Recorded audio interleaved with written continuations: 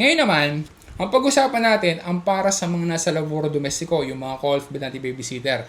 Bagay sila ay entitled din sa anticipo ng TFR. Ang amo magbibigay niyan, kaya ang amo ay dapat na nagsusubi para mayroon siyang budget para doon sa TFR ng kanyang worker.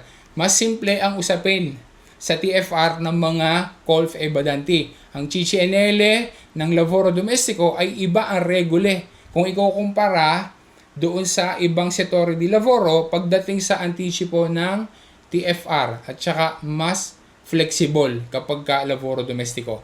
Ang mga nasa lavoro domestiko, particularly yung mga co-op ebadanti, hindi na kailangan pa na magkaroon ng at least 8 years na employment sa isang amo para lang siya ay makapag-request ng anticipo para sa TFR niya. Hindi kagaya ng ibang mga workers. Ang requirement lang ay papalipasin ang at least 12 months mula doon sa date ng asunsyon, mula doon sa date ng ma-hire. After that, nakalipas sa 12 months, pwede na mag-request ng anticipo kung gusto.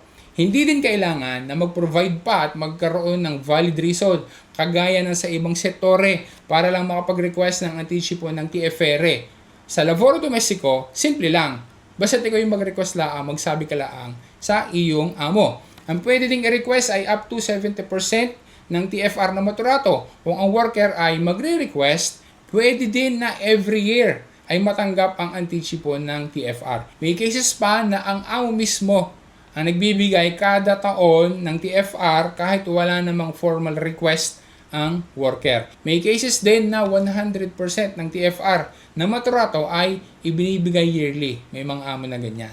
Pakinggang maigi ang mga colf ebadanti, ang mga nasa lavoro domestiko ay hindi pwedeng matanggap kada buwan at isama doon sa busta paga nila ang anticipo ng TFR. Ang Ispettorato Nazionale del Lavoro maging ang Korte di Cassazione ay idineklara na ang ganyang practice ay illegitimate.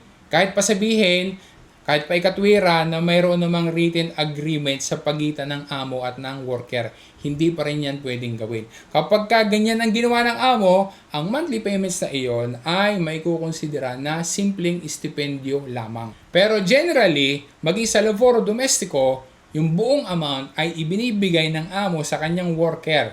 Yung buong amount ng TFR o liquidazione, doon pa, pagdating pa ng cessazione o pagtatapos ng raporto di lavoro.